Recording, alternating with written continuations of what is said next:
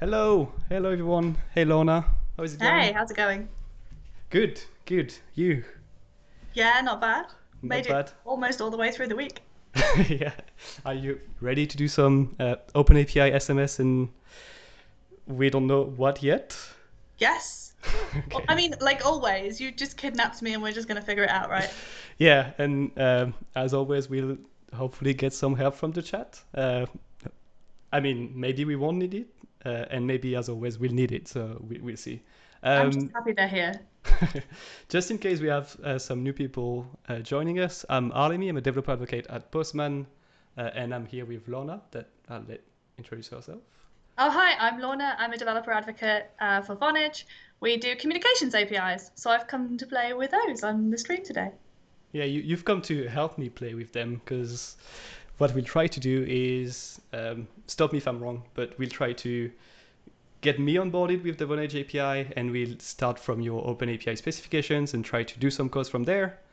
We'll add some we'll create a serverless function and you'll help me with that as well, and we'll use IBM Cloud for that. And then we'll maybe do some webhooks. Yeah, I would love to see all of those things. Um, I love that in the chat it says, I wonder since when working with SMS has been fun, but like sending yourself an SMS continues to be fun. So I'm okay with it. Yeah, I feel like you probably have seen that, especially in a telecommunication company, right? Where most people now use SMSs for notifications or like Mhm. 2FA and stuff like that. Which it was surprising. One time last year with friends, we just scrolled through all our SMSs, and it was just like, oh, your activation code is this, your activation code is that. So I guess it's just it turns to more business to B2C kind of, which is where you come in, right? Yeah. Okay. So what we start with usually is, in case you missed it, but we had a stream this Tuesday where Joyce went through what was released last week. So I'm just gonna do a quick view on Postman for I Web. didn't see it on Tuesday, so I still need the recap. Okay, so let's actually do it properly. Okay, I'll switch to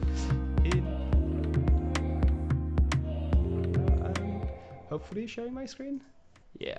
All right. So can you see my screen, Lona? Just double Yeah, checking. Okay, yeah. cool. So every time we have a new release of Postman, we have the normal release notes that are exhaustive and show like everything that is released in there. But we go in and post just user-friendly release notes, which is just like GIFs and quick explanation of what we've released. The first one is, so Joyce did that one. First one is auto-completed the Postman sandbox. So whenever you try to write scripts for Postman, you can now have autocomplete, as you can see. Up to now, surprisingly, you had to know the whole Postman API by heart. And it cost us a lot of time on the stream just trying to figure out how to do some stuff. Hmm.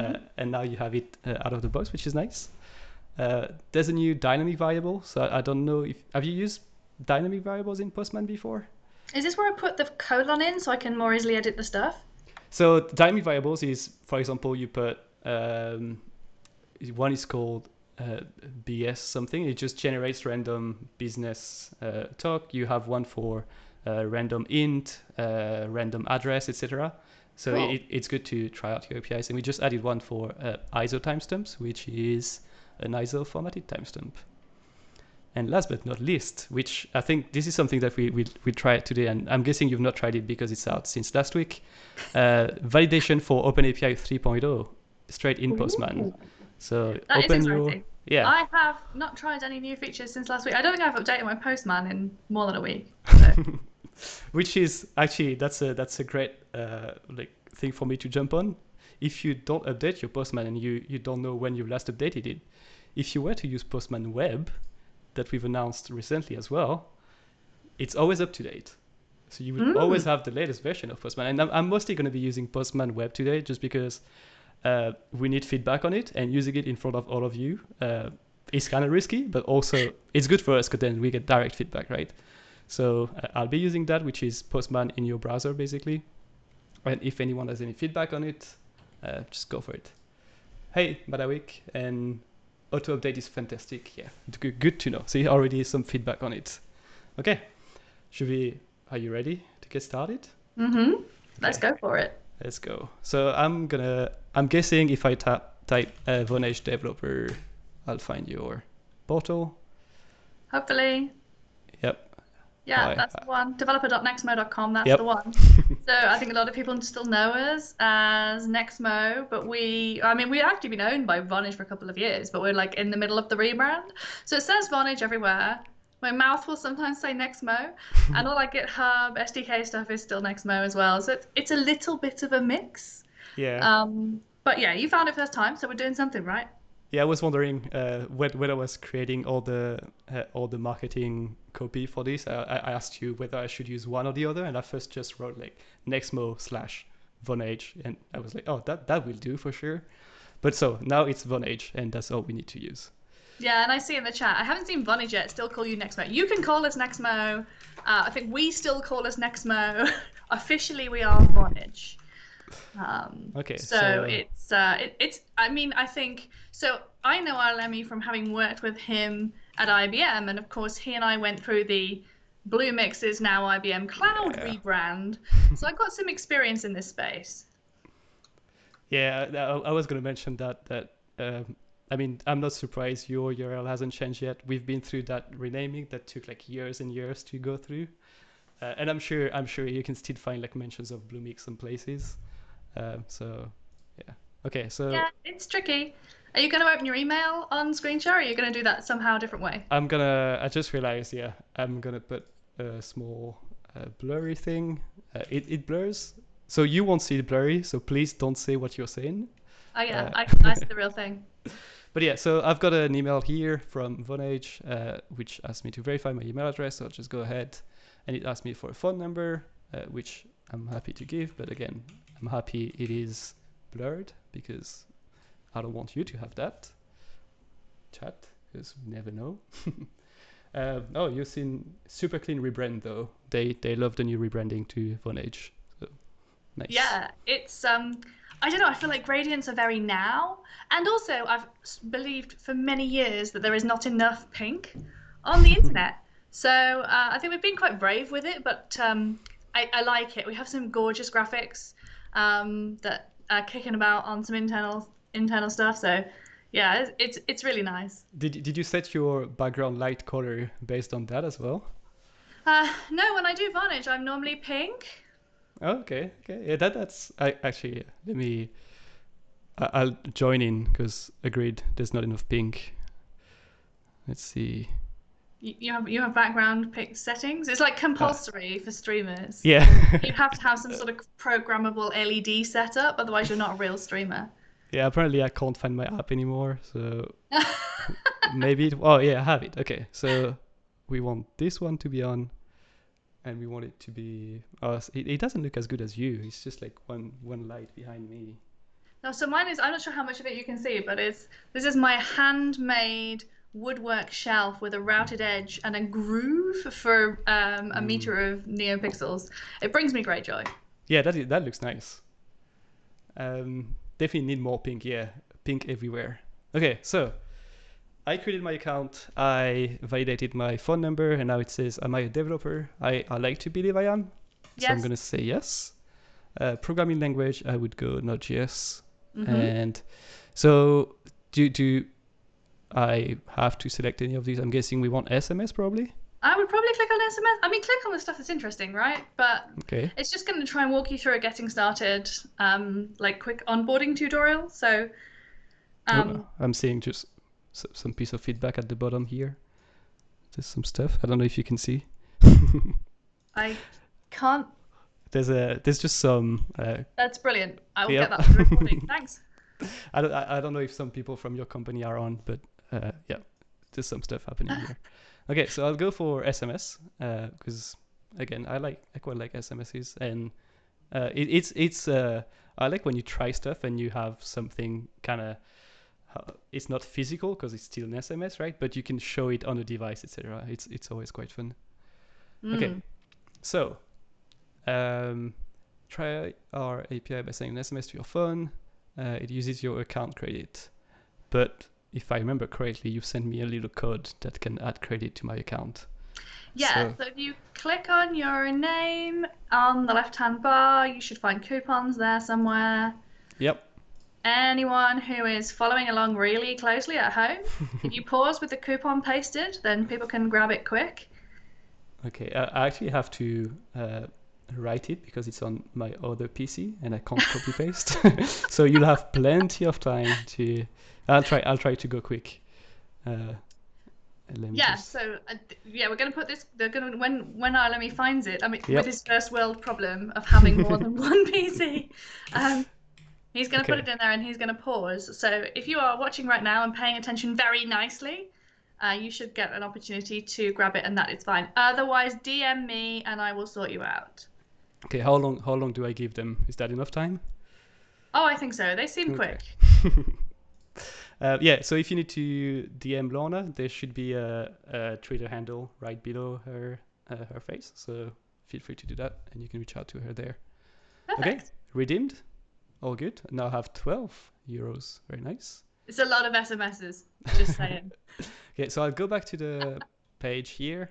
So do we want to do with code or do we want to go straight for the API?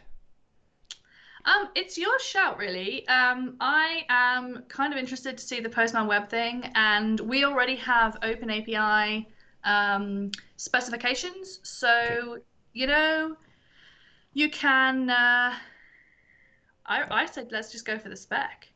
Okay, so one thing I'll show first is how. So you have a curl here. I'm guessing if I copy it, this is just going to copy the right API secret, right? It is, yeah.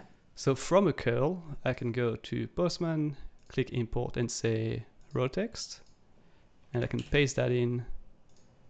And this should say, okay, it recognized it's a request. That's the name. I guess it gets the base URL as the request name.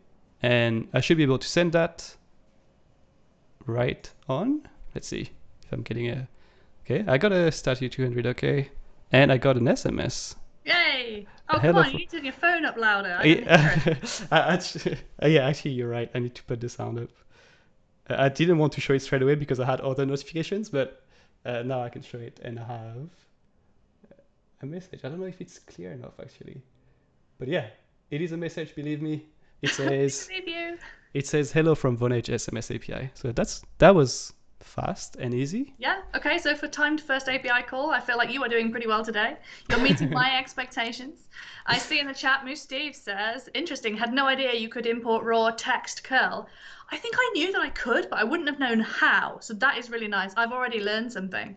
Yeah, it doesn't make it clear because it says raw text, but actually when you go in, it actually shows the example of a curl. But yeah, That's a great hint. we could probably work on that. Yeah, I'm working on a talk at the moment, which is about how the examples that you choose can like tell, Yeah. as like worth 1,000 words. And that's a brilliant example. I may have to screenshot that for the talk. Okay, so I'll go back to here and I'll try to find the API specification. So I'm guessing if I go to Nextmo REST API and click See API documentation, I can see there's a download OS3 definition. There we And go. one thing that I forgot to do actually is to make it easier for you all to see what I'm doing. I'm going to go ahead, zoom on my screen, and now it should be much better for the viewers as well. Okay, so cool. I have a specification I can download. I have a way to improve the specification. So I guess it's all open source and I can just go in and contribute. Yeah, absolutely. So we keep all of our API descriptions on GitHub. They're public. You can grab them, do whatever you want. And my favorite thing is to import them into Postman and play with them and check that my spec is okay, right? So Let me try that. I'll copy the link straight away. And that should be the specification. And now I can go here, click import and put a link. And it should offer me to import it if it recognized it correctly, and it did. So it says SMS API, and it offers to import it as an API or a collection. And we'll only do the API for now, so we can see the API builder, which is something we've actually never done that on a previous stream. We always go straight to collection. So let's go and say Vonage SMS API. Save it. Okay, so I have my API here. This is the API spec, and it's long. It's 500 lines. Cool. Yeah. So OpenAPI is not a tricky format at all, but it is very verbose Yeah. because we're explaining every aspect of an API in words that even the machines can understand. So let's go ahead and show how from this, actually, because we talked about before how we can validate a specification straight in here. Is that correct? What if I have no version? Yeah, that's not valid. Yeah, that's not valid. That should tell me no. So maybe this is actually not on the web version. That would be my guess. I don't know if it's required. The top, the OpenAPI element at the top is definitely required because it can't validate it. And I think I thought version was required. serverless. Okay, so my guess is, and I'm gonna ask someone from Postman on the chat to double check that for me, that the schema validation is not available on the web yet, and we only have it on the desktop version. So first fail of the evening. It's fine. It's fine.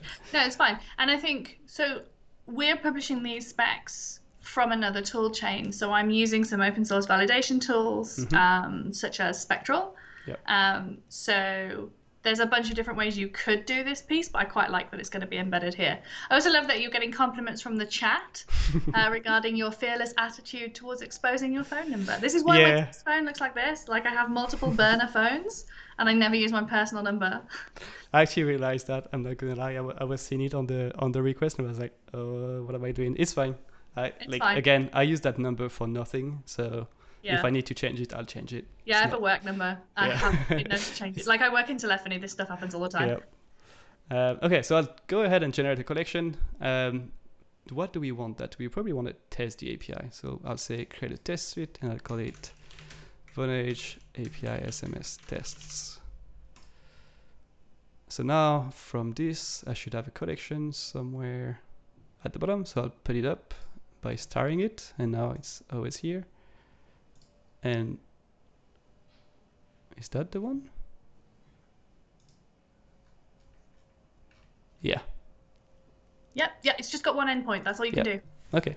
And so it has a base URL. Did it generate an environment? I don't think it did. Did it? No, it doesn't. Because okay, so you need to create that's not in OpenAPI spec. So this is one of my questions for you, I think. For a company like us who we're not using many of the advantages of Postman yet, so we're just encouraging our users to import the OpenAPI spec. We're not publishing a Postman collection. Is this one of the things that I could put in my collection? Like, what are the benefits for publishing both? Because it seems like more maintenance and I haven't done it yet. So you could attach an environment to your collection and then whomever imports it will have whichever version of the environment you select, because you can put different environment as well. One of the things that I can do now is go back to the API builder and attach an environment to that API.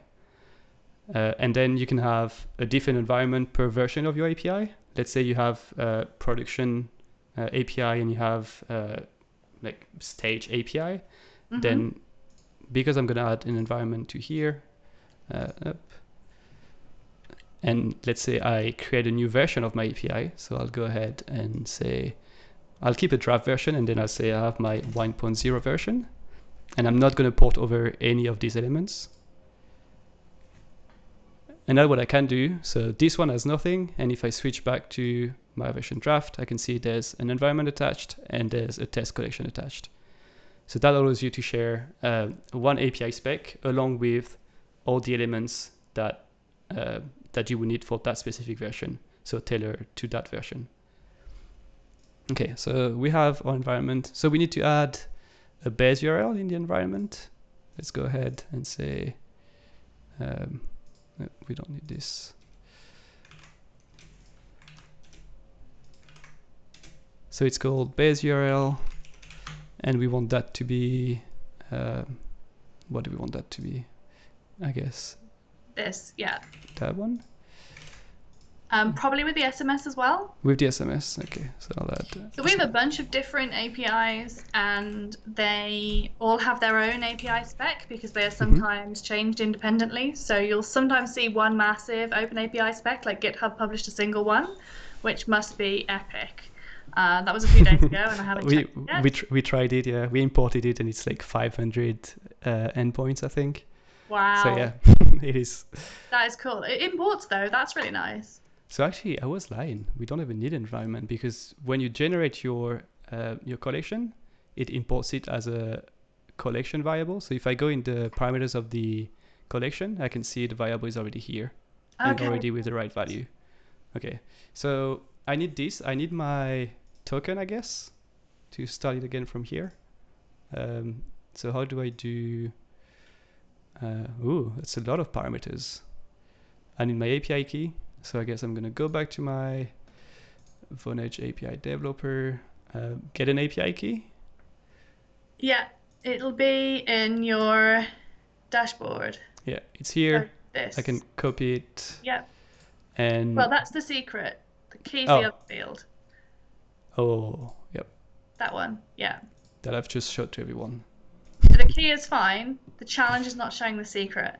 Okay, so. So my hack for this is I have an environment that has dummy variables in it, and I use the environment placeholders, and then I flip the drop down before I send the request. Nice. Yeah, I'm guessing I could use variables here. So let's go. So from is the name or number of the message should be sent from. So if it's a UK number that you have, you can actually just put any string that you want here. But for lots of other countries, if you're watching this and you don't have a UK number, then you need to send from a number that Nexmo owns. In the UK, we have no regulations about who can text you or from what. So it's not very consumer friendly. So you can put what you want here. Does it have to be numbers, or can it be like an actual string of? You can you can send it from like your name or so I can just say brand name. Get Postman Twitch. Yep. Okay. 2. So this one will be the number that the message should be sent to. Be your number. Yeah. So maybe I'll stop showing it every time probably, and I'll put it in the variable, and then I can just add it at the end. Number. API secret. Okay. So this one. Same thing with that. Yeah. So I'll do secret.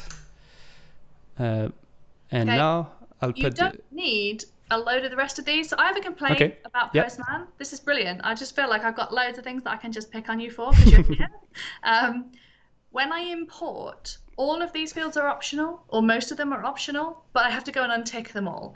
Yep. It's cool that they're here to prompt me, but they don't need to be ticked, and I can't focus the tick by tabbing. There's so we have a feature request for that to be able to make some variables optional. So I don't have a time for it. OpenAPI knows what's required, so I'm hoping that it's just implementation on your side. So I'm saying just feedback. Hello, how are you? We good? Are you good, Lorna? Hopefully you're good. I'm good.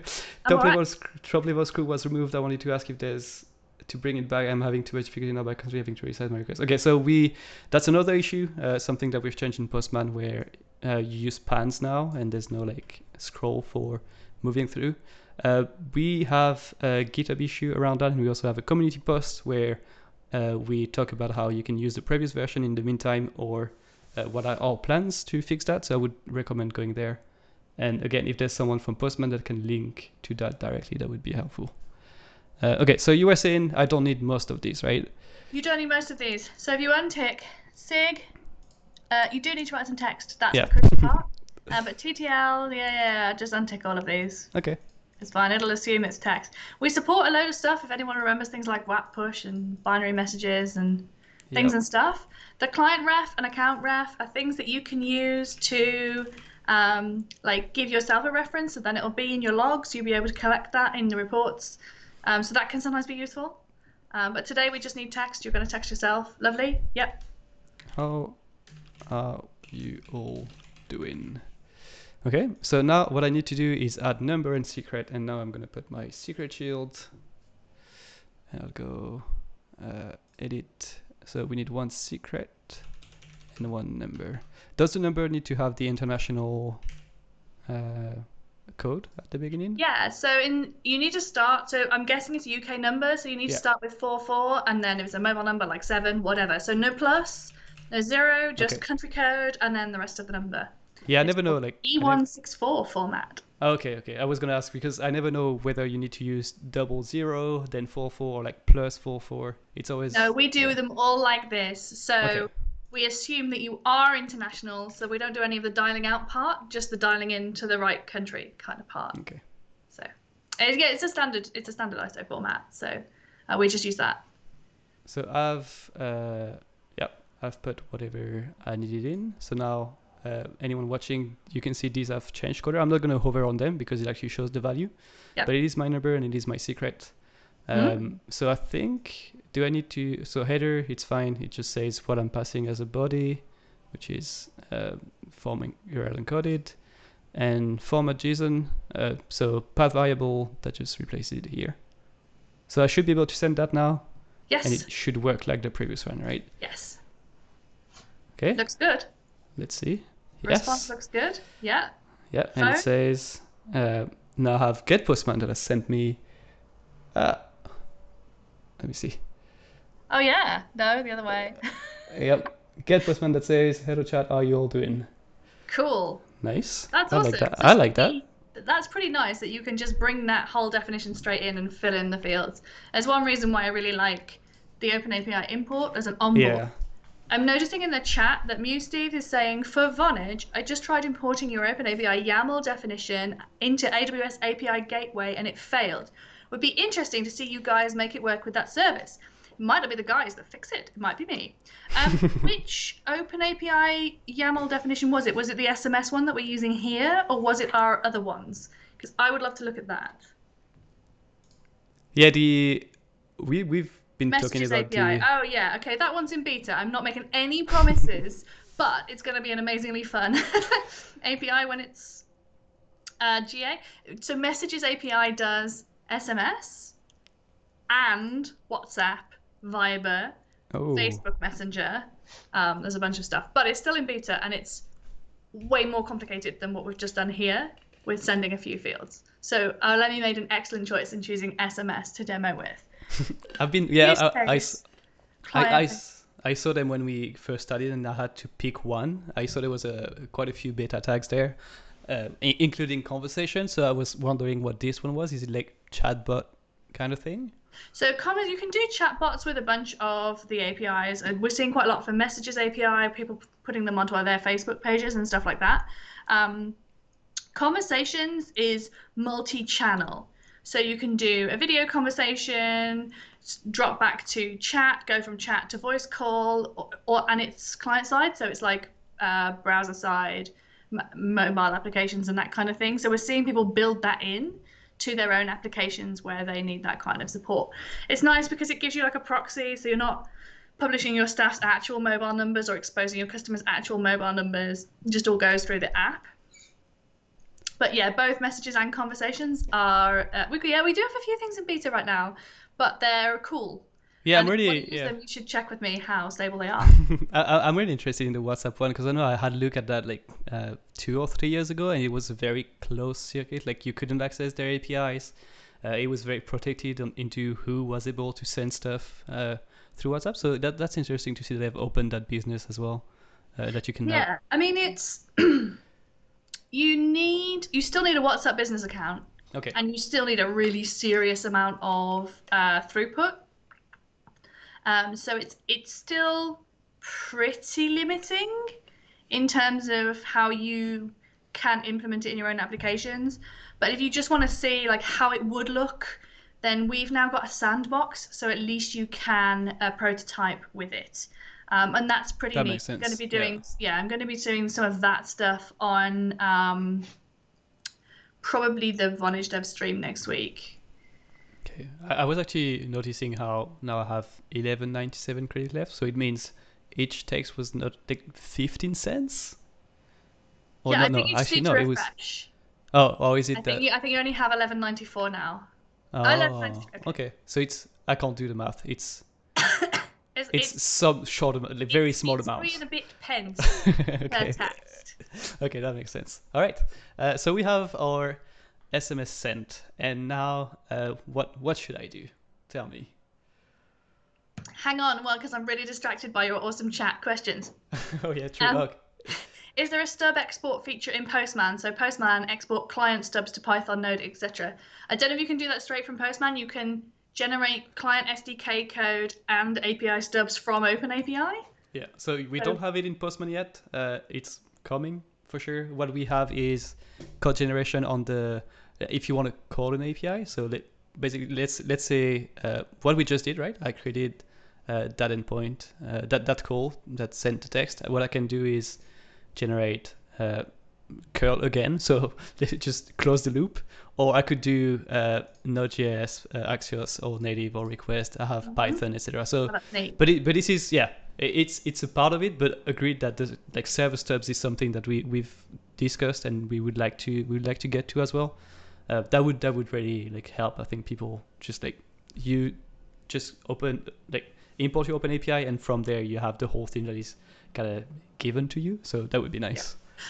One of the reasons that I enjoy using an open standard is because it gives me a choice of using tools. So I can use Postman for the stuff that I love to use Postman for. There are code generation tools, so I'm using other tools for that. And we can switch it up. So we're doing a hacking week next week, and I've got on my list I'm going to try the HTTP related tools that we are not currently using. So I'll be doing another round of visit onto the Postman tooling and some others. So I think there's a bunch of stuff. Yeah. Cool. So we're getting good feedback in the chat. There was one for you. Telegram to the Messages API. Hey, it's on my wish list. That counts. But I'm not allowed to make promises about what's on our roadmap. Your vote for Telegram is duly noted. I personally, that would be a win for me, but I don't think I get to choose, sadly. Is it possible to send a voice message and upon completion of the call, you immediately send an SMS, for example, with a coupon? Yeah, you can definitely do that. So we're not going to do it now. We could. If you check out the voice API, you get event webhooks during the call. One of those is the completed webhook. So you can respond to the completed webhook and then send an SMS to that number that you were just on the phone to. So yeah, you can absolutely automate that at the end of the call. That is perfect. Awesome. Sounds like something we could try doing. You want to build that? We can build it. Hey, you've got to be able to receive webhooks though. Oh yeah, so that's going to be the thing we'll have to figure out in the second half. I actually don't know if that's going to be feasible, so we'll see. But for now, let's go to our next platform, and this one is IBM Cloud. And so you've built a serverless function, right? That actually you probably can describe better than me what it does. Yeah, so we talked a bit about this, and what I've made you is a serverless function that runs on IBM Cloud, which has been hilarious because I haven't used IBM Cloud for a little while. But the Cloud Functions implementation on IBM Cloud is it's an OpenWhisk implementation, which is one of the open serverless platforms. And what I've done there is I've written you a function that you can deploy to your cloud. And if you give it your Nexmo creds, something else, and a shared secret, then you'll be able to send web requests to it and it'll send the SMS for you. So then it's like something that you could integrate with a flow somewhere else. So I'm going to put the link to that repo in the chat, I guess, in case anyone wants to play along with you and deploy to IBM Cloud. As well from there. Let's see. So you should be allowed to post links. I don't think we've blocked that. So. Okay, let me try. If not, okay, cool. I can see it. That works, and I have it. So perfect. There's a whole repo, sample demo, and there's a setup. So should I just go through it? Yeah, just go through the setup. Okay. You see there's 3 directories there. There are 3 different things. The one you want is called JS trigger. The other 2, if you want to play along at home, are just JavaScript and PHP implementations, because OpenWhisk supports PHP natively, of receiving an SMS and responding to it. Whereas for ours, we're going to make Postman start the conversation. So the good thing is that you can tell that PHP is a very stable language, because you can not update something in 2 years and it still works, which is very good to see. Hey, PHP is changing a lot. but it's not terribly backwards incompatible. Yeah, I was gonna Like, say it doesn't go away. Yeah, it's probably a good sign of like backwards compatibility, if anything. Yeah. Okay, so register for an incoming number. Let's see. Number management. So it says set up incoming number. Is that a specific type of it, or let's see if I search for. Yeah, exactly. You're gonna rent a number. Okay, So it's you probably don't need this because you're in the UK, but okay. for it to work everywhere, let's do it anyway. Okay, so I'll sign in. I'm already signed in. I should be signed in. Let's see. I don't know. So I'll just go to developer dashboard. Okay. Then it says numbers, by numbers. So I'll go to numbers and by numbers. And then click the, choose the attributes you need. And it probably says here. No, it doesn't say. Do I need specific attributes? That's what I need, right? SMS, mobile. And I don't really have any specifics on the number that it contains. Yeah. So but if you wanted a particular set of digits, you could search. Yeah. It's quite nice. Actually, let's do at like. You need to request a number. Oh, frustrating. Oh, I'd like to say hello to Dragonman Tank, who's in your chat. Chris is our PHP advocate at Vonage, so he is responsible for our PHP backwards compatibility. Nice, good stuff then. Okay, so I can request mobile numbers. How many do I need? Only one. Oh, does this mean I'm not gonna get it straight away? Oh, is it not real time? That's fine. I can use. I can use mine. Select voice as an attribute. Yeah. Okay. But I need to send a text from the number. Is Brennan, who also works with us. Select voice as an attribute. This is really good tech support. I know you said that your chat is full of good tech support. Turns out it really is full of good tech support. Oh, SMS and voice. Wow. So that works. Hot tip, Brennan. Thank you. Yep. There's so many of them. Okay, so I'll just I'm choose your favorite number. Yeah. No, there's too many to choose from. Yeah, I'll just get the first one. Okay, so this number will be assigned to me. And it's 125 per month. It's fine. I've got plenty of credit, so I can just do that. All right. Search by is not listed in your numbers. If your account has no credit, no, that's fine. Okay, so I've got my number. I can now set up environment variables. Set up environment variables. So I guess I have to get this one and change the. You need to have your API key and secret handy, because we're going to set them as environment variables on the package, and then you need a Nexmo number. So I set these as environment variables in the terminal that I'm going to deploy from. So which is what the next command does. You might want to clone this repo if it doesn't say that. I was going to say I do need it locally, right? Yeah. Because I was just going to upload that straight to IBM Cloud Functions, but that's not how it works. So I should be able to just put it here. It's going to be fine. Clone. And now I can get it in Visual Studio. Okay, so my README is here. I'll do which one is my. Oh, I'm not sure which one is the environment file. I don't know. Okay, so set the variables. You need to set the variables in your environment. So like export environment variable from your terminal. Okay, fair enough. Because then you're going to run the commands in the following section, the IBM Cloud commands you're going to run from the terminal. Oh, actually, let me check. I don't even know if I have IBM Cloud. I do. Very nice. Okay, so I'll export Nexmo. So I'm ready. You're some secrets now, so you might want to go back into your other view. I must say I'm worried about doing this because that's my Windows PC, which I don't do a lot of dev with, and this whole environment variables playing with. We'll see how that goes. Okay. We might be able to get you some tech support for Windows from the chat if we need it. True. Okay, so we need the Nexmo API key, so I'll go back to Nexmo and say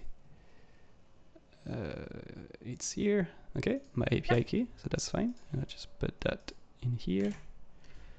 My top tip for working with all the Nexmo things is you really need a copy-paste buffer so I that it do has have like a that, clipboard actually. history, because you paste your API key, API secret, and the phone numbers that you're using like interchangeably all the time. So it's like, Actually, how do you... Okay, chat. How do I set an environment variable on Windows? Is it setenv? chat, please help us. We've See, got a that's Mac user and a how Linux far user we've lost come. at the Windows command line. Command line. Because clearly export doesn't... Okay, so just set seems to work. And I need to do... It shows you how to... Oh, set environment variable. Set x, and then name of the variable and value of the variable. Okay, let's try that. Your chat is helping you. It says set, and then Key val. uppercase the thing you want equals Okay. the name of the thing that you want. So it's not export, it's set. It's set. Okay. I'm glad somebody knows. It didn't do anything, so I'm guessing it worked. Yeah. As in, I'm not getting any feedback. All right, so I need the first one to be... I'm sorry you can't see what I'm doing, but because it's API keys and stuff, believe us, we're doing it. And then we I'm need... supervising him. I can see his screen share. It's all going fine. But in chat, Mew Steve says, if you do echo %key%, then you'd be able to check if the value is set. And then we'll remember to clear your terminal. Yep. Let me double check that. Okay. No. Oh, no, because echo, that would just echo what, right? We I can can't actually read that. Yeah. Let me zoom in. No, you need an equals sign between the API key and then the value for it when you're setting. Yep. Okay. And now... Yes. No. Oh. Nope. No. Set key val, and then Dragonman Tank says $env name val. So let's try this one. We try them all. Yeah. We'll just keep pasting things in off Stack Overflow or from the chat, which is actually better than Stack Overflow. And then we want the API key, which is... Chris is using PowerShell. Are you using PowerShell? I am on PowerShell, yeah. Okay. Then I think that's probably correct. Mew Steve is using command prompt shell. It says, so do I need... Get child item env name to see if it's set. That's really catchy. Okay. And now? No, you need to check the chat, which says Get children get child item of env, and my name is Nexmo API key. Yep. Okay, it worked. Cool. We made it work. Okay.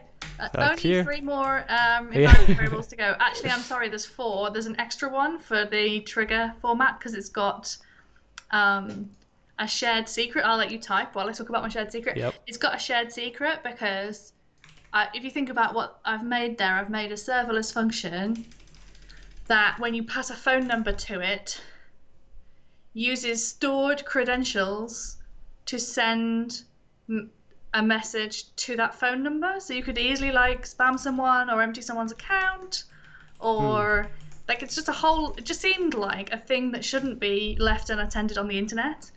So it's in what it has is it has a shared secret. And now, so I need to set my Nexmo number, which is the one that I bought. So not mine. Yes. Let's replace that with Nexmo That one is number. yours. And I can get that from my number list on Nexmo, right? So I can go to my account. Yeah, if you just go back to your dashboard, you should be able to find it there. And then I'm going to just give you a quick prompt on the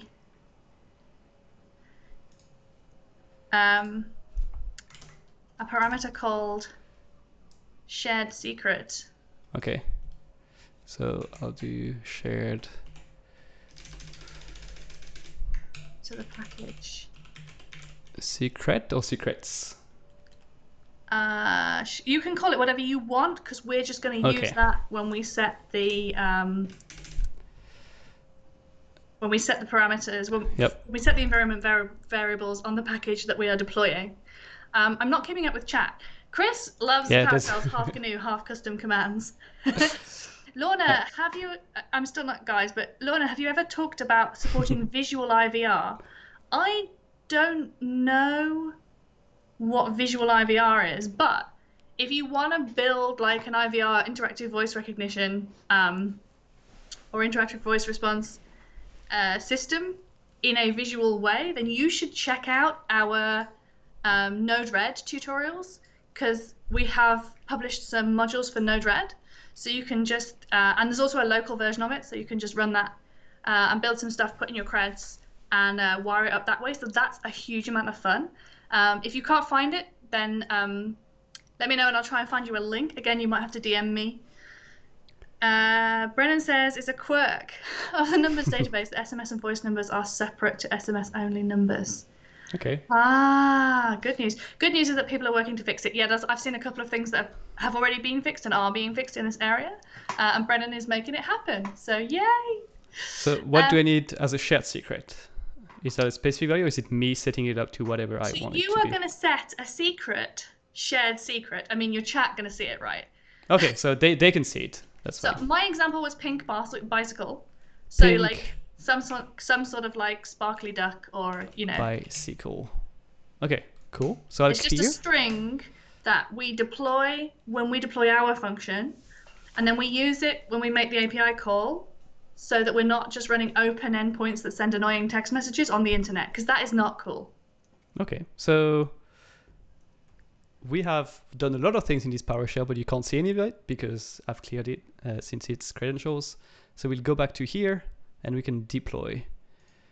Before deploying, create a package, and I should be able, actually, let's see, would this return the value? Oh, I would need to do, oh, that was super fast. Chris, how do I put these environment variables into a command? Yeah, that would be the next question, because I would normally do like, if you put the README back up. Yep. Just use $env : and then name. Okay, cool. Just use, okay, cool. That works for me. So where I would normally put the $, we're going to do $env. We're going to fix that stuff. So, and you also need to set a parameter called shared secret, all one word. Yep. I think I need to use. Do I need quotes? We'll find out. Yeah. No, not equals. It's colon. Oh yeah. Okay. So try that. I'll replace them all. And you said there's a small risk that we'll end up publishing your creds anyway. Yeah. But we'll rotate them, because that's also easy. Failed. FN is not a registered command. Oh, so yeah. Maybe it's called like Cloud Functions or Cloud. I know it's a plugin. We'll go to their documentation and see. IBM Cloud FN. There you go. Yeah, first hit. Login to IBM Cloud. Insert Cloud Functions. Okay, so that would be. I'm guessing they would have a short name for it. Oh, it actually pre-completes with my stuff. That's pretty cool. And it does say FN here, so I'm not sure why it doesn't work. Maybe you don't have the plugin. Good point. Let's go ahead and say. You've got that Cloud plugin install. Try this. Yeah. Once you've got it, your FN might work. Chris is saying we don't need quotes. Okay, good. Yep, that was probably it. I can see it's adding it now. Okay, and now we can run the same one again. Cloud API endpoint set. Use IBM Cloud API. Use IBM Cloud API. So I think that was maybe the next thing in the docs. Let's see. Target and namespace. Up. IBM Cloud target. Yeah, that would be it. Failed. No API. Oh. IBM Cloud is it? So I think if I run if I remember from my years there. Default API endpoint. Okay, do I need to do IBM Cloud API set? Failed. Amazing. Excellent. Okay, so IBM people, how do I set an endpoint? Let's do the good old copy error message. Paste the error message. Definitely. IBM Cloud. IBM Cloud API command to set the API endpoint. Well, that's what I tried to do, and it complained that it was not set. Yes. Okay, set or view the IBM Cloud API endpoint. So scroll down. Under examples, would one of those work? Try that one. Yep. Okay. Do you want to update? Was that it? Guessing yes. Yes, probably. That's again risky, but from the start someone said they like when we take risks, and we're taking some risks. Yeah, we're definitely taking risks today. Oh, okay, maybe that was not the risk I wanted to take. You're taking too many risks. Oh, yeah, it's risky. That's gonna be you need to reboot for that to work for sure. Okay. It didn't say you need to reboot. Okay, so now maybe set it in small print and it's gonna go any second. If we disappear, we'll be back soon. Yeah. Target region is not supported by the Cloud Function plugin. Supported region are US South, EU, JB, US East. Okay, so now I need to set my region. How do I do that? Actually, target region. You do it when you set your space. Because you did a target command earlier, it should be in your history. IBM target. I love that we've both worked at IBM Cloud and we're both like. So how did the I'm stuck on Cold Fusion. Cloud Foundry workspaces work? Could not get Cloud Foundry. Could not get Cloud Foundry. Use CF API. So if I worked at IBM for 2 years Cloud, and I never stopped being stuck on Cold Fusion. I know. Cloud Foundry. Amazing. Set region. View. So I did CF API. Yeah. Target.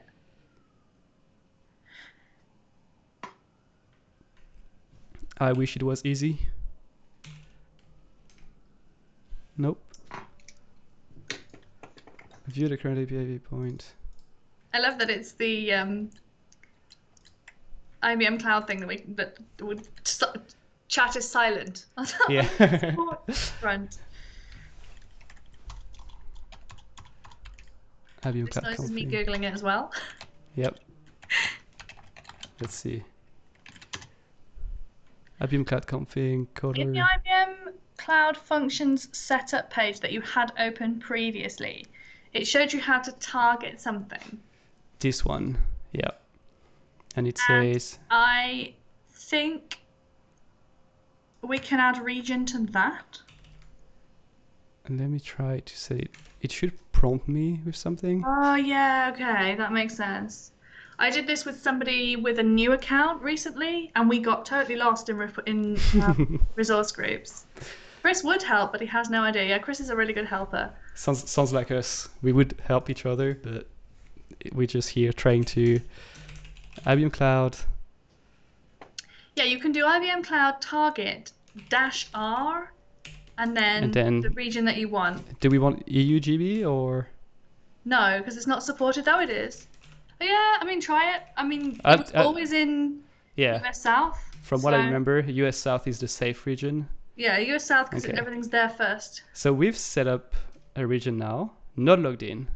Okay, we're getting there. Oh, if I could type, we'd save a lot of time. Email. We can do it. My password is probably... You were previously using your Gmail for this. Was I? Yeah. Am I logged into the wrong account? Is that what you're telling me? Indeed. Okay. So let's try again.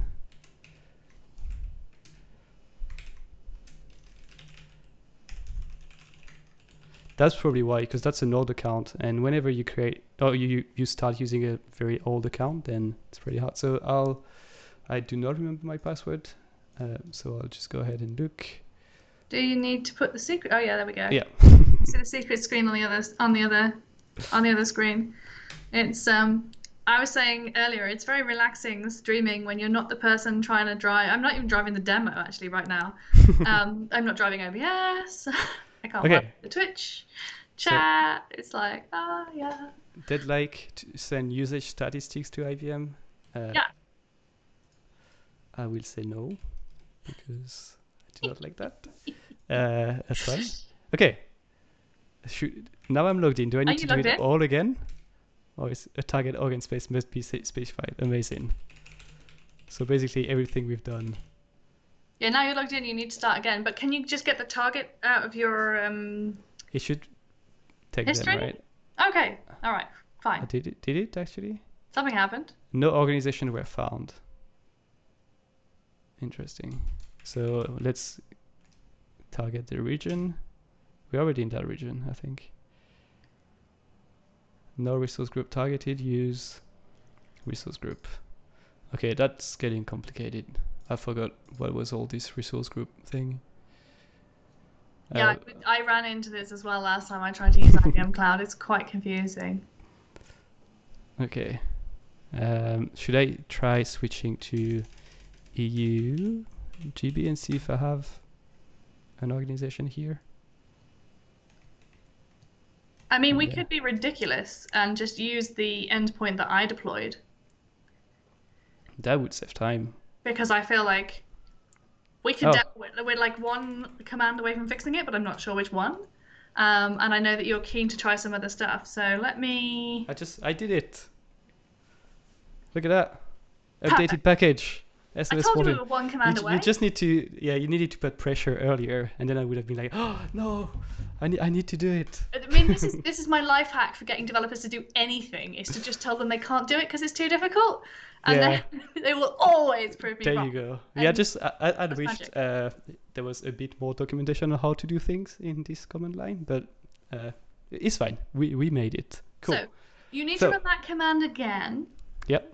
At the end of that, you're going to set one. So these -p settings are parameters, and you're going to put one more -p, and it's going to be shared secret, all one word. Secret, and then you can either use your environment variable that you set, or you can put a string here. Everyone's going to see it in a minute anyway. Oh, that's fine. Yeah. Pink bicycle. Perfect. Okay. So run that. Yep. Updated package. Sounds good. Everything good. Fantastic. Okay. So, if people watching have serverless questions about OpenWhisk, you should stick those in the chat because we can probably answer them. And yes, let's go back to the README. Perfect. Set up the webhook for incoming SMS. First, we need to ask the serverless function what Whoa. Back. Did I go too fast? Back. Okay. You did package update, and then you need to run the deploy sh file. You probably want to read it first. I mean, I'm old-fashioned. Yep. So,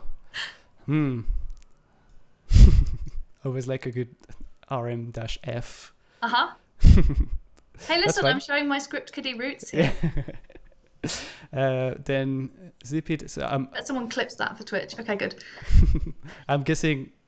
I'm hoping they will run in here. I don't even know if this is like Windows compatible. That should be PowerShell compatible, but okay. So I can. If not, we'll just muddle through. I feel like I didn't mention that you should run npm install, which you should do. Yeah, that would help. Let me do a new terminal in here, and then I'm in the right place. Okay. So in the in the JS trigger directory.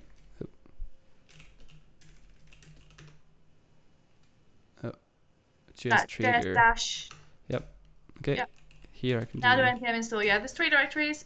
The JS and PHP ones are functions that you deploy and you text them and they text you back. And this one is one that we can make the web call to make it happen. Okay, so it worked. First try. Amazing. Excellent. And now I can do try deploy.sh. Yep. I'm scared. Yeah. Because... No, it just doesn't know what you're asking it to do. For me, I would need to do // // Our Windows users may chime in. Aha. And now he wants to open it with Git for Windows. Okay, it did something. Because Cool. there's no wait at the end, so that's why it just closed it straight away, I guess. Yeah, yeah. Something happened. So we can probably check. I think there's like a IBM Cloud function action. It's probably list. Okay. So we could check if we deployed your function. IBM Cloud FN list. Action list. Oh. Action with a dash, I'm guessing. No. Action space list. Okay. We have an action. I don't think we did deploy any actions. So I would. Can you access? Does PowerShell allow you to run scripts more than your VS Code terminal does? I mean, fundamentally, you can just do the thing and then run the IBM Cloud command for the file if you want.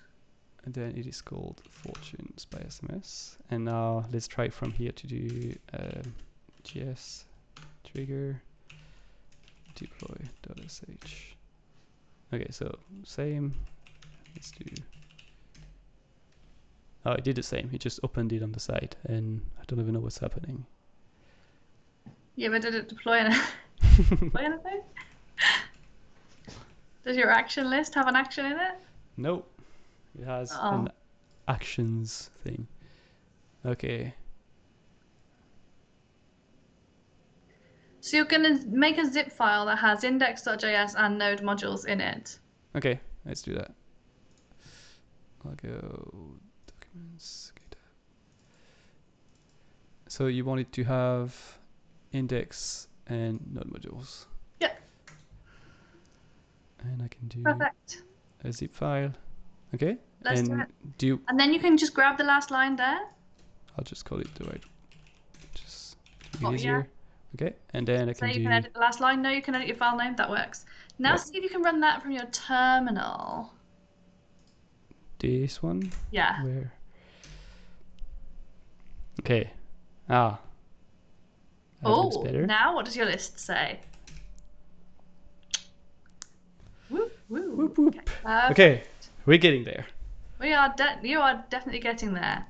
It's turning into an IBM Cloud stream. He doesn't know what the PS will do. With PowerShell, will know what to do with that SH file. You'll make the zip by hand. We did. Yep. So great minds think alike. Is that the saying? That's the saying. Great minds do think alike. There you go. Let's go back to the README because I can't exactly remember what's next. Okay, so we've deployed that, and now we need to set up the webhook. Yep. So as the serverless function... No, you don't need this piece because we're going to scoot around it. Okay. Oh yeah, you do need this piece. You need to ask it its URL, but you don't need to paste it into the settings on your dashboard because that's what you need to do to respond to an SMS. Okay. We just need to know its URL. So let's do this. And I guess it's not incoming.php, it's incoming-gs. Oh yeah, sorry. Yep. No, it's not even called that. It's called like incoming webhook. Oh yeah. No, I think that's the one. You can see it here, right? Okay. And it's getting HTTPS, blah blah blah blah. Yeah, so you should be able to call that, like literally just stick it in your browser, and something should happen. Something should happen. I mean, it shouldn't be very successful. The secret did not match, right? Because you didn't send the secret. Okay, so let's see. So now we can start calling it from Postman and sending it the variables that you need. Okay. So let's add a new request, paste that in. Yep. And you're saying I need a variable. You need a query parameter that is secret. Okay. That is called your shared what you put in your shared secret. Yep. So ping by SQL. Okay. And then you need another parameter which is number. Mm-hmm. Yep. And that would be my number. That would be your number. Okay. So let's do. Which I think you have in an environment variable. Number. Somewhere. And I can just save that in the same collection. What did we call it again? Vonage, I think. Oh, was it not here? Oh, I'm in the Postman. I'm in the wrong Postman. That's my bad. See, that's what you get for running like 20 Postman at the same time. Okay, so. I heard you like it some Postman with your Postman, so I brought you a. Okay, so quickly, secret is ping by SQL, and then we have.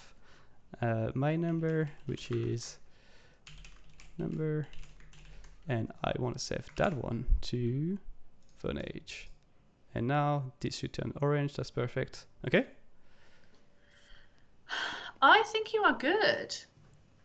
Let's figure it out. Secret did not match. What do you mean?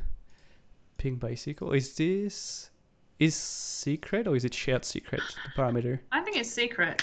I mean, I can read the code and check, right? Okay, and I'll check that I've set up the right secret on my end. Where did I think I put this? Where do you think I put this? My computer sounds up really loud. And I made myself jump.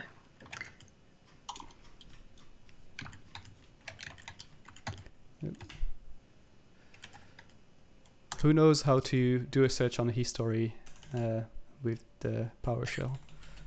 That would be helpful. Yeah, Chris, I set the parameter to shared secret as the parameter when I deployed it. You need to pass a different parameter on the command on the query string, because this thing can't tell where things came from, which seems like a problem PHP had in about 1998. But anyway. Okay, so I have my shared secret to ping bicycle. Yeah, I think that's the right. Let me double check. Ping dash bicycle, and I have it here as ping dash bicycle. So I'll give you some time to check it out. So yeah, it does. Yeah, so we're getting a 4-1 unauthorized. That makes sense. The number does resolve. And you're looking at the code. Params. So you have to pass secret as a query param, and shared secret, all one word, is what it compares it to. We can check the settings by asking, can we? It might log some of this stuff. So I was checking on my side is this the shared secret one word? Am I missing an S somewhere maybe? Or you would think that I would have just copied it straight into the README.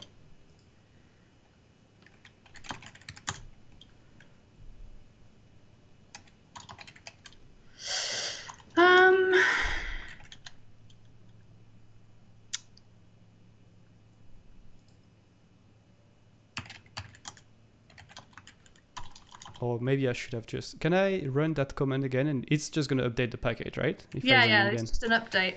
What's cool about the package update command and also the action update command on OpenWhisk is that it'll work regardless of whether the thing exists or not. So it works as like upsert, which is really nice. So you don't need to know what the state is. You can always give this command and then repeat it, and it'll always work. Must be a key value pair.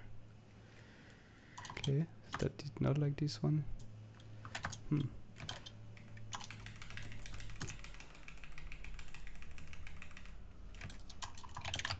shared secret. My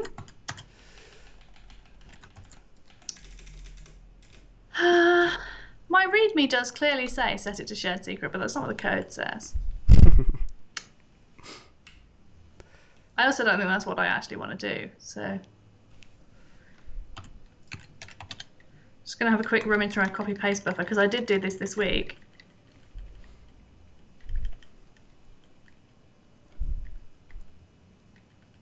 Let's have a look at...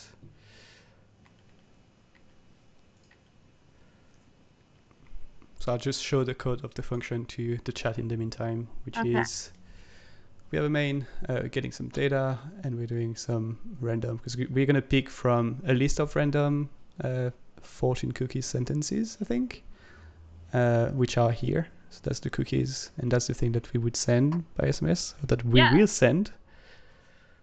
So I always think the secret to a great demo is it's got to have content in it already. So for this demo, which you can find, there's a blog post on the Vonage blog, and there's stuff in the repo that I shared earlier. This uses the message of the day fortune cookies from Ubuntu. So they're kind of geeky. I also have this set up as the default responder on my SMS config. So if I mess up, on my SMS config at any time, at Nexmo, I get a ridiculous response, which you have to laugh when it happens, but sometimes it makes me angry. So this is what it's the option that is going to add to that is going to send to the next API for the SMS to be sent. You can see here, don't need promise with these parameters, but what we want to see is when you call it, what's happening, but I'm not sure. Oh, does it say anything here? So we can add a little bit of debug to index.js, I guess. Okay. It will leak your creds though. That's fine. I mean, if we can roll them We back. can rotate. Yeah, no, it's just yeah. the dashboard makes this easy. We can just okay. So where do you want me to put that? I Guessing think here. I would just console.log params at the top of this function. And this will show you everything. Okay. Let's do that. So I'll run it again from So to check the logs, I'll have to log into IBM Cloud, right? That's where they'll be. So you need to redeploy this because we're on the cloud now. Yep. So you need to remake the zip and then repeat that command that pushed the zip up. Okay. So I will go here, this one, and we needed index.js, node modules. Yep. And zip that together. We call it Fortune SMS. Is it the one? And then that would be the one. 14 incoming, kind Node.js 8, row SMS 14 zip. Oh, I called it 14 SMS. So let's just change that. I knew it had to be the other one. All the right notes, just not necessarily in the right order. Updated actions, we're good. Yep. And now I can call it again. You can, but I would poll for activation, which is like tailing the logs basically. So it's IBM Cloud FN and then the word activation space poll. Okay, it's polling. It's polling. So now if you call it again, we should hopefully see something in the output, and that might inform what we do next. The secret did not match. I disagree with this. Mismatched or missing secrets? Well, yeah, but where's the rest of it? That's not helpful. Yeah, we need to. Did we redeploy this? Did you zip it and then redeploy it? Yeah, I did, but these are activation logs. That's not the logs from the actual. Yeah, it is. Yeah, the activation logs is the output of the function when it runs. Okay. Can I access them through the UI logs? Probably. Let me see. No, I've never seen this before. So I can invoke it from here. Let's see. And this would give me logs. And you can see here the result. Secret did not match, fair enough. Let's invoke with parameters. It should still show you its logs. So we need secret, which is pink, bicycle, and number, which is oops. It's not typing. Phone number. Okay. I cannot apply for some reason. You need a comma. Invalid JSON. Oh yeah. Yep. Yep. Okay. And now, did it send, or is it just setting the parameters? Okay, so it's just setting the parameters, and now we can invoke. So it's no results yet. It's taking a bit of time. Maybe it's doing something. I don't think it should take this long. It is doing something. I got a message. Hey! Okay, so it worked like this for some reason. So I'll just show what we've done because I was in Secret Shield. What I've done, I've added parameters here, including my number, so I'm not going to show it. And then I evoked it from the UI, which said, what did it say? It says your love life will be ...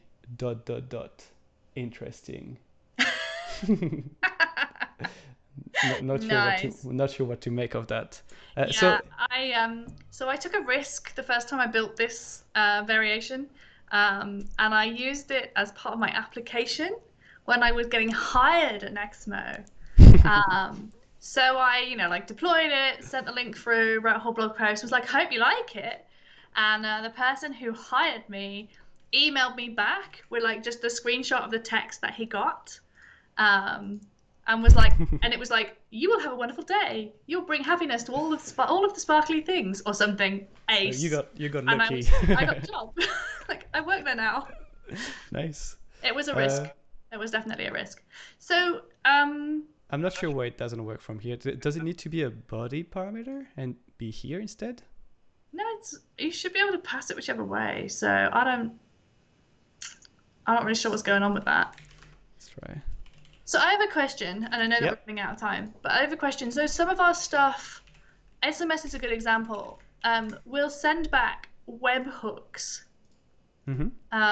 So for example, when you send an SMS, like we did really early on, right, from Postman, when you send an SMS, you can ask it to send you a callback, which is like the delivery receipt.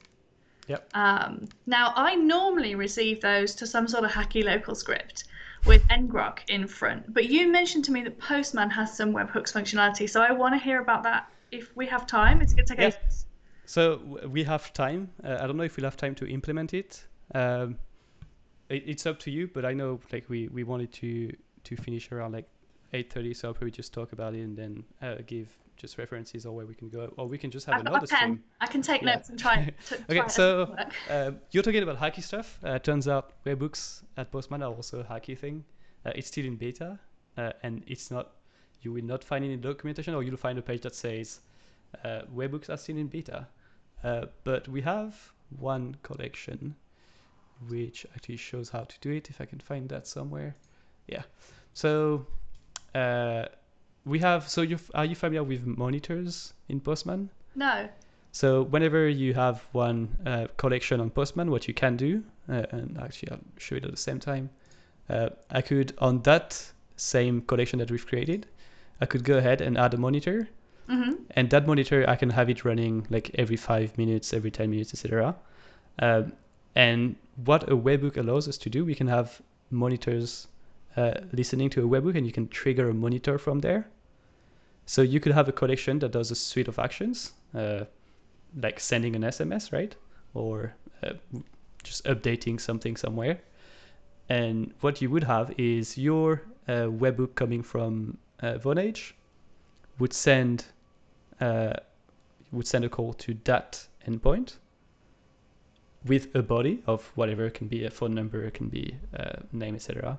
And this would trigger that collection, and that collection can be either one request or just a suite of requests. So that's how it would work. How to actually do it. So we do have a page, but it's not really well explained, and that's just because it's not ready to use. But we have that collection that I'll share. Not right now, but I'll share it with the YouTube videos because it's not published actually, so there's no point. What you can do is through the Postman API, and there's no way to do it through the UI, you can call the api.getpostman.com/webhooks to create a Postman webhook. So when you create that webhook, you give it an example of body that you would like to receive, I think. So actually, no, this is to create a webhook. So you give the webhook a name, you give the collection UID, so that's the collection that you want to run, and an environment UID, so that's the environment that matches that collection, that has your parameters, etc. And then all you have to do is call that webhook. It's going to return, I'm thinking, send a request and copy the webhook URL from the response, so it sends you back a webhook URL. And from what I remember when I looked at your docs, and I think I should be able to find it like this, you had a nice graph that showed, this one. So that would be, I'm guessing, so I have my app sending Nexmo some data, and then Nexmo could send me back some interesting data, and that's where you would set that webhook URL as a parameter. Mm-hmm. And I think that's about it. That's like there's no login needed, I don't think, and you just call it with some data. So is it specific to the web version? No, Because no. so are you running some webhook endpoint, or can you be running some webhook endpoint on my local when I'm running it on my desktop as well? No, so that would all run online. It's not specific to Postman web, but it is specific, and it has to be running. Our monitors run on the web. You can't run these monitors locally. Mm-hmm. Yeah, So no. yeah, How would that work? Would be my yeah, follow-up question. That makes complete sense. This answer, yes. yeah. So yeah, that is you would need that to run somewhere, and it runs on our cloud, which is AWS in the background. So yeah, that's about it. Cool. I would like, yeah, no, I need to have a try with this. And I've seen some other stuff which is similar where you can do an API call to create a webhook endpoint and then you have a webhook endpoint to send stuff to. Yeah. So we have so this collection, I'll publish it and share it. We unpublished it a week ago. I'm not sure why, so I'll put it again. If you're interested in like showing people doing it, we had Joyce and I don't know if you know Nicolas Grenier from Typeform. Of course. Yeah, so they did. I'll go to our YouTube channel just to show that quickly. They did. I'm losing my word. They did a Twitch stream around that. So if you go to our playlist for Twitch live stream, there's one which is Joyce and Nicola just chatting about Webhooks. Okay, just find and Nicola. yeah, you should be able to find his face somewhere. But yeah, so they've done that. It's just like all the other ones. It's an hour long round. It's somewhere there, and it's gonna show you step by step how you could run that. So this one is specific to Airtable. Obviously, Nicola's one was specific to Typeform. But yeah, we're not. Anyone is welcome to use our webhooks. So with the webhooks functionality, do you see that as in my example where I can send an SMS and I'll get a callback? Is that useful? Like when you're building integrations with APIs and you can kind of inspect the webhooks before you fit them to your own applications and stuff? So that's what I'm thinking. Like, so the thing you're getting back from the SMS is a read receipt, or can you get? Yes. So that would be a read receipt, right? Like, so you could. I'm putting my marketing hat on, where you would be probably you should never do that probably, but you could just scan numbers, and if you get a read receipt, then you can trigger that webhook that actually sends a bunch of other information to that number. Something like that. We'll have blacklisted you before that happens, but yes. Yeah, that's what I mean. Like, definitely never. You can do it, but not on the Vonage platforms. Never scan phone numbers and never spam them. But I can see, I can see a use case. Maybe not with read receipt, but I don't know if from your webhook you would be able to. Let's say I send a message, and maybe with WhatsApp someone has an action possible, and based on the action they click. You get something else as a response from the webhook. You could trigger a collection. And the Messages API actually has really interesting webhooks because it gives you both delivered and read, whereas SMS I don't know when you've read it, so it's only delivery, and that's really valuable in countries like Vonage is really global. And if you need to, we can deliver to every country in the world except one. So then, but it can take a day or so, depending where you're delivering to and how their infrastructure looks. So the delivery receipt can be really valuable, and we use it to monitor what's happening. But the WhatsApp stuff is interesting as well because it gives you delivered and then read. So you are a WhatsApp user, you get like 1 tick and then 2 ticks. Telegram does the same thing. So you can kind of monitor those things and get a sense of doing it. One of my colleagues built this Facebook Messenger chess game, which had like proper chess clocks, but it only counted down after you'd actually opened the message. That was neat. Yeah, I can see use cases for it. Again, that's a webhook like another one. Maybe you'll have like some built-in webhook somewhere. The thing is you can run any collection and you can make your own suite of API calls. So you can build pretty much whatever you want from there. Can you chain those things together? So if I had a webhook, can I make an API call as a result of that? Yeah. So when I say you can run a collection as a result, let me explain what happens. When you run a collection, it's the equivalent of doing this, which is selecting the list of requests in that collection that you want to run, and this could be like 10 different calls. So I'm guessing like maybe every time someone reads a specific text, you want to notify 5 more people. So that could actually be 5 different calls to 5 different numbers. And they got a red receipt. Let's notify to these people. One of these calls could be a call to another webhook, and you can just do webhookception again. Like we love doing this kind of stuff where it's just stuff calling themselves. Yeah, pretty much anything is possible. In that, that's what I meant. That's where the customization bit is quite nice, because you can chain anything, and obviously like your first request could call an API endpoint, get some data. That data can be passed to the next one, and so on and so on. So that's pretty cool. I am definitely going to have a play. Thank you.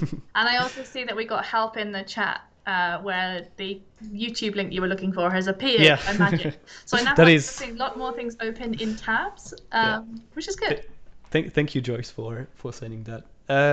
Okay, so I'm sorry, Lorna, because you didn't get to play around with Postman. I've taken all of your time, so that's my bad. But we can do another stream where it's going to be all you playing around with Postman stuff. I had a lovely time. I mean, that was very good. It was relaxing watching you trying to debug something on a machine you don't normally develop on. I thought that was lovely. It was a good use of my evening. Yeah, the whole Windows machine plus IBM Cloud got me well. But we did debug it, and I think it was interesting to see the serverless function in action. Yeah.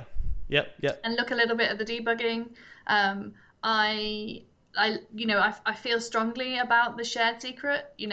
I joke in DevRel, my code doesn't run in production, or it only runs on someone else's production machine, I guess, if you copy and paste it out of a blog post or something. But running an open webhook that can send messages or make phone calls without any kind of security on it at all. I mean, a shared secret is pretty basic, right? But that's not how we roll, and I wouldn't want anyone to pick up that example and use it and not realize the risks. So, shared secret. That makes sense. So, before we leave, what we usually do at the end, and I've actually forgot to tell you before, is community shout out. So if you have anyone in your community or just in general that you'd like to give a shout out to, feel free, go ahead. And if you want to share something, I can put your screen back up as well. So I don't know if you have anything that you'd like to shout out. No, not really. It's been a chaotic and a busy and interesting week for me. So, but the best thing I think is for people to hit my Twitter, Nick, where I've been trying to retweet stuff. I was on the API Resilience podcast this week, and they have a bunch of good episodes out, including, I'm not sure they published the one with Kin yet, but that should be good. This has been great. I'll shout out Chris, who's Dragonman Tank in chat, was giving us a lot of tech support. He shipped a new version of the PHP library for Vonage this week. We have libraries for 6 or 7 different tech stacks, depending how you count. Mine is the 7th. So yeah, I guess shout out to that team, and follow me on Twitter or Twitch or my blog or whatever format you like, because I am so excited about all the API space, and it'd be good to kind of hang out more with some of these excellent humans. Yeah, I must give props to your team, and also anyone on the chat that has helped us, because I don't think we would have been all the way to what we've been able to do. So thank you, everyone. I don't have a shout out on my end. I'm just checking at the same time on our community showcase, but I'm pretty sure. So if you'd like to check more, as I showed at the beginning on our community Discord, there's a community showcase section. So anything that our community posts out, you can find it there. But yeah, with that said, I'll wish you all a great evening or a great day, and we'll see you all later. Bye-bye. Thanks, Lorna. Thank you. Bye. Bye.